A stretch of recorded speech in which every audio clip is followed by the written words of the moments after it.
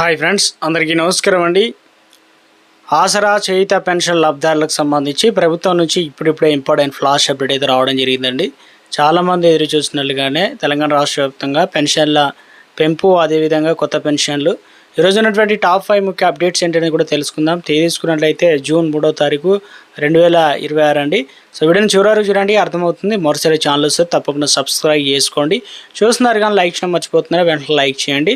So 290 engineering కొలువుల ప్రకటన అనమాట. So top 5 ముఖ్య అప్డేట్స్లో భాగంగా 3 నోటిఫికేషన్లు జారీ చేసిన టీజీఎస్పీ ఇక సెప్టెంబర్, అక్టోబర్ నెలలలో పరీక్షలు అయితే గరిష్ట వయోపరిమితి అనేది 44 సంవత్సరాల వరకు అయితే పొడిగించారు. కాబట్టి 2 శాఖల్లో అయితే ఉద్యోగ నోటిఫికేషన్లు ఇచ్చినట్లుగా తాజాగా అప్డేట్స్ అయితే ఇవ్వడం జరిగిందనమాట. సో మరో అప్డేట్ అయితే ఇచ్చారండి. అభివృద్ధి, సంక్షేమం, సమపాలనలో రైతులను శ్రీమంతులుగా చేయాల్సిందిగా సంకల్పం. ఇక మహిళా శక్తికి పెద్దపీట వేసినట్లు, వృద్ధులు సామాజిక భద్రతకు కఠిన చట్టం తీసుకొస్తున్నామని చెప్పేసి రికార్డుల వేగవంతంతో ఉద్యోగాల భర్తీ అనమాట. ఇక్కడ వచ్చేసి 81 గ్రామాలకు సోలార్ ప్యానెల్ అనమాట. కరెంట్ ఉంటుంది కదా, ఇందుకు సంబంధించి గ్రీన్ ఎనర్జీ ఏదైతే ఉందో ప్రోత్సహించేందుకు గాను మోడల్ సోలార్ గ్రామాల్లో కార్యక్రమాన్ని చేపట్టినట్లు కూడా డిప్యూటీ సీఎం బట్టి విక్రమార్క తెలియజేశారు. రాష్ట్రంలో తొలి విడత 81 గ్రామాలను ఎంపిక చేయడం జరిగిందని చెప్పేసి ప్రతి ఇంటికి 2 కిలోవాట్లు, వ్యవసాయ మోటార్లకైతే 7.5 కిలోవాట్ల ప్యానెళ్ళు దాదాపుగా ఇందులో వచ్చేసి 1380 కోట్ల వ్యయంతో ఏర్పాటు చేస్తున్నామని కూడా చెప్పే ప్రయత్నం చేస్తున్నారు. అదేవిధంగా మహిళా సంఘాల్లో 1 కోటి మందికి మహిళలను కోటీశ్వర చేయాలనే లక్ష్యంతో 2.5 ఏళ్లలో దాదాపు 60,000 కోట్లు రుణాలు పంపిణీ చేస్తామని చెప్తున్నారనమాట. సో ఒక అప్డేట్ అనేది మనకు ఇచ్చే ప్రయత్నం అయితే చేయడం జరిగిందనమాట. తెలంగాణ రాష్ట్ర వ్యాప్తంగా డబుల్ బెడ్రూమ్ అప్డేట్స్ కూడా వచ్చాయన్నమాట. ఇందులో వచ్చేసి ముఖ్యంగా లబ్ధిదారులకు సంబంధించి ప్రభుత్వం మీకు కేటాయించిన డబుల్ బెడ్రూమ్ ఇళ్లలోకి త్వరగా వచ్చేయండి అని చెప్పేసి మంత్రి పొంగులేటి శ్రీనివాసరెడ్డి అయితే తెలియడం జరిగింది. ఎక్కడ ఏంటని చూసుకున్నట్లయితే మంగళవారం హన్మకొండలో కళాక్షేత్రంలో నిర్వహించిన ఇందిరమ్మ ఇల్లు, అదేవిధంగా 2 BHK గృహాల మంజూరు పత్రాలను పంపిణీ కార్యక్రమం అయితే చేయడం జరిగిందనమాట. సో ఇక వీరందరికీ కూడా వారికి పట్టాలు కావచ్చు. న్యూ శాంపేటలోని డబుల్ బెడ్రూమ్ ఇళ్లలోకి లబ్ధిదారులకు కలిసి గృహప్రవేశం చేశారు.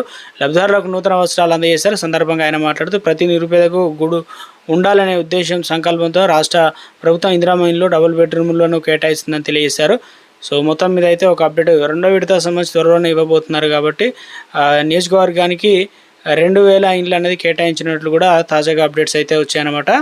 మరో అప్డేట్ అయితే ఇచ్చారు. వాహనాలు కలిగి ఉన్న వారందరికీ కూడా ఇక నుంచి తెలంగాణలోనూ కొత్త విధానం తీసుకొచ్చారు. వాట్సాప్ మరియు ఈమెయిల్ కూడా ట్రాఫిక్ చలనాలు అయితే వస్తాయన్నమాట. గతంలో పోస్ట్ ఆఫీస్ ద్వారా వచ్చేది కదా, ఆ చలనాలు ఎత్తబడింది ఏందని కూడా ఎలాంటి ఇక ముఖ్యంగా ట్రాఫిక్ ఉల్లంఘన చేసిన వారికి వాహనదారు 30 రోజుల్లో వాహన పోర్టల్లో నంబర్ అనేది అప్డేట్ చేసుకోవడం తప్పనిసరి చేయడం జరిగిందనమాట. ఇది పూర్తిగా అంటే వాహన యజమానులు రాష్ట్ర ప్రభుత్వం బిగ్ అప్డేట్ ఇచ్చింది. ఇకపైన ట్రాఫిక్ రూల్స్ బ్రేక్ చేస్తే ఇంటికి కాగితం చలనాలు రావడం అనేది పాత పద్ధతి కాలం చెల్లిపోయిందని, మీరు ఎప్పుడైనా ఎక్కడైనా సిగ్నల్ జంప్ చేసినా లేదా హెల్మెట్ లేకుండా దొరికిపోయినా కూడా చలనాలు నేరుగా మీ వాట్సాప్ లేదా ఎస్ఎంఎస్కి, ఈమెయిల్కి అయితే వస్తాయన్నమాట.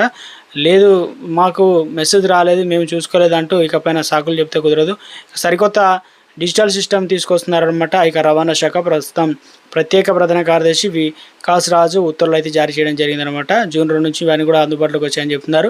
సో ఇందులో వచ్చేసి ఆ వాహన యజమానులందరూ కూడా తప్పనిసరిగా ఈ ఈమెయిల్ను ఐడిని కేంద్ర అధికార పోర్టల్ అనేది ఉంటుంది. అందులో వచ్చేసి వాహన అనే పోర్టల్ను అందులో వెబ్సైట్ను ఖచ్చితంగా అప్డేట్ అనేది చేసుకోవాలి. అందులో వచ్చేసి 30 రోజుల టైం కూడా ఇచ్చింది. ఒకవేళ మీరు గడువులోపు నెంబర్ అన్న అప్డేట్ చేసుకోకపోతే పాత నెంబర్ అలాగే వదిలేస్తే ఆ పాత నెంబర్కు ఇక వెళ్ళిన చలనాలు కూడా మీకు అందినట్లుగా చట్టబద్ధంగా భావిస్తారు. కాబట్టి సో ఎంత వచ్చాయి అనేది ఒకవేళ ఆ నెంబర్ వాడకపోతే కొత్త నెంబర్ కూడా అప్డేట్ అనేది చేసుకోవాల్సి అయితే ఉంటుంది అనమాట. ట్రాఫిక్ ఉల్లంఘన జరిగిన కేవలం 3 రోజుల్లోనే ఈ చలనాలను డెలివరీ చేయాల్సి అయితే ఉంటుంది. కాబట్టి ఒకవేళ డైరెక్ట్గా పంపాల్సి వస్తే 15 రోజులు సదరు వ్యక్తి చేరాలి. అయితే వాట్సాప్ లేదా ఎస్ఎంఎస్ల ఛానల్ అయితే వాహనదారులకు జరిమానా చెల్లించడానికి, దాన్ని సవాల్ చేయడానికి గరిష్ట 40 రోజుల టైం కూడా ఉంటుందని చెప్తున్నారు. క్లియర్ చేయకపోతే మాత్రం ఇబ్బందులు తప్పవు. పెండింగ్ చలనాలు అలాగే ఉంచేస్తే వాహనదారు డ్రైవింగ్ లైసెన్స్, బండి రిజిస్ట్రేషన్ సంబంధించిన ఎలాంటి అప్లికేషన్, రవాణా ప్రాసెస్ అనేది చేయదనమాట. మీ లైసెన్సులు ఆర్సీ అనేది బ్లాక్ అయినట్టు కూడా చెప్తూ ఉంటారు. కాబట్టి కొన్నిసార్లు మనం తప్పు చేయకపోయినా వేరే బండి నెంబర్ పడడం వల్ల, సాంకేతిక లోపాల వల్ల ఇలాంటివి జరుగుతుంటాయి. కాబట్టి అవన్నీ చూసుకోవచ్చు. మళ్ళీ కూడా వీటిని పరిష్కరించుకోవడానికి కూడా ఇక జిల్లాల వారీగా పోలీసు రవాణా శాఖ గ్రీవెన్స్ అధికారులు కూడా ప్రభుత్వాన్ని నియమించడం అయితే జరిగిందనమాట. సో కొత్త విధానం, కొత్త అప్డేట్స్ అయితే తీసుకొచ్చారు. ప్రస్తుతం రాష్ట్రంలో లోకల్గా ఆన్లైన్ చలాల సిస్టమ్ నడుస్తుంది. దీనికి ప్రభుత్వం 6 నెలల గడువు విధించింది. రాబోయే 6 నెలల్లో తెలంగాణ పోలీసు రవాణా శాఖలు కూడా పాత చలాన్ల వ్యవస్థను కేంద్ర ప్రభుత్వానికి చెందిన సారథి వాహనంలో ఈ చలాన్ సిస్టమ్ పూర్తిగా బదిలీ అయితే చేయబోతున్నారు.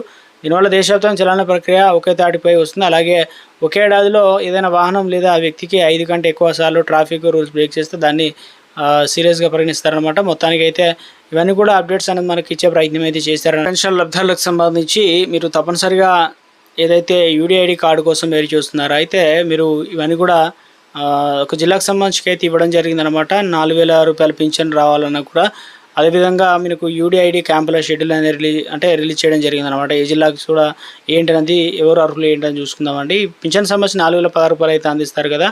సో ముఖ్యంగా వైద్య పరీక్షలకు సంబంధించి క్యాంపులు అనేది షెడ్యూల్ అనేది రిలీజ్ చేయడం అయితే జరిగిందని చెప్తున్నారు అనమాట.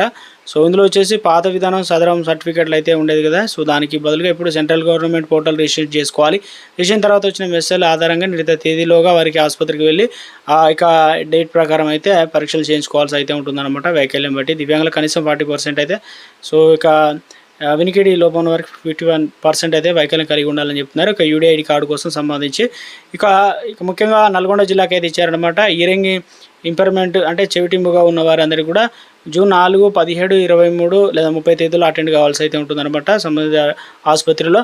అదేవిధంగా విజువల్లీ ఇంప్లైడ్ అంటే అంధత్వం తక్కువ చూపు చూస్తున్న వారికి కూడా జూన్ 9, 25 తేదీలోపు. అదేవిధంగా క్రానికల్ న్యూరాలజీ కండిషన్లకు సంబంధించి జూన్ 3వ తేదీ నుంచి, అదేవిధంగా మెంటలీ ఇల్లినెస్ జూన్ 3వ తేదీ నుంచి, ఇక అదేవిధంగా ఆర్థోపెడికల్ లోకోమోటర్ డిజబిలిటీ సంబంధించి జూన్ 1, 5, 8, 15, 9, అదేవిధంగా 19, 22, 29 తేదీల్లో అయితే అటెండ్ కావాల్సి అయితే ఉంటుందన్నమాట. సో మీకు ఆసుపత్రికి వెళ్ళడానికి ముందే మెసేజ్ అయితే వస్తుందన్నమాట. సో ఇది మనం మీసేవ ద్వారా కూడా దరఖాస్తులు అయితే చేసుకోవచ్చు. తగిన అంటే నెట్ సెంటర్ ద్వారా కూడా దరఖాస్తులు అనేది చేసుకోవచ్చు అనమాట. షెడ్యూల్ అనేది ఇవ్వడం జరిగింది కాబట్టి. సో ఒక అప్డేట్ అనేది ఇచ్చే ప్రయత్నం చేశారు. అదేవిధంగా తెలంగాణ రాష్ట్ర వ్యాప్తంగా ఆసరా పెన్షన్లు అంటే పొందుతున్న వారందరూ కూడా తప్పనిసరిగా మీరు ఈ నెలకు సంబంధించి పెన్షన్లకు సంబంధించి ఇటీవల కాలంలోనే ప్రభుత్వం ఇంకా పెన్షన్లు అయితే ఇవ్వలేదు. చాలామంది అడుగుతున్నారు పెన్షన్లు ఎప్పుడు అందిస్తారు ఏంటని చెప్పేసి. తెలంగాణ రాష్ట్ర వ్యాప్తంగా త్వరలోనే అందించబోతున్నారని చెప్తున్నారు. ఇప్పటికే వెరిఫికేషన్ అయితే నడుస్తుందన్నమాట. ఈ ప్రక్రియ తెలంగాణ రాష్ట్ర వ్యాప్తంగా కంప్లీట్ అయిన తర్వాత మనకి ఇచ్చే అవకాశాలు అయితే ఉన్నట్టు చెప్తున్నారు. సో ఇక తెలంగాణ రాష్ట్ర వ్యాప్తంగా అదేవిధంగా పెన్షన్లకు సంబంధించి ఇక్కడ నుంచి బ్యాంకులకు సంబంధించి లింక్ చేయబోతున్నారు. మీ Aadhaar card bank account link అయిన వాటిలో డబ్బులు అనేది వేసే అవకాశాలు అయితే ఉన్నట్టు చెప్తున్నారు అనమాట. సో మొత్తం మీద పెన్షన్ల పంపిణీ అనేది ఆ బ్యాంక్ అకౌంట్లో కూడా కొంతమందికి డబ్బులు పడుతుంది అని చెప్తున్నారు. ఒకవేళ మీకు జమ అయితే ఏ జిల్లా ఏంటనేది కూడా కామెంట్ సెక్షన్లో కామెంట్ చేయండి. సో ఇక ప్రభుత్వం నుంచి ఆసరా చేయుత పెన్షన్లకు సంబంధించి ఇప్పటికే దరఖాస్తులు అనేది తీసుకుంటున్నారు కదా. సో ఏదైతే జూన్ 2 తారీఖున కొత్త పెన్షన్లకు సంబంధించి సో ఇక అధికారికంగా మరోసారి ప్రకటన అయితే రావాల్సి అయితే ఉంటుందన్నమాట. సో లిస్ట్ అనేది వచ్చిన వెంటనే ఎవరికి ఇచ్చారు ఏంటి ఆ వివరాలన్నీ కూడా ప్రభుత్వం నుంచి ఎప్పటికప్పుడు ఇచ్చినప్పుడు తెలియజేయడం జరుగుతుందండి. Thanks for watching.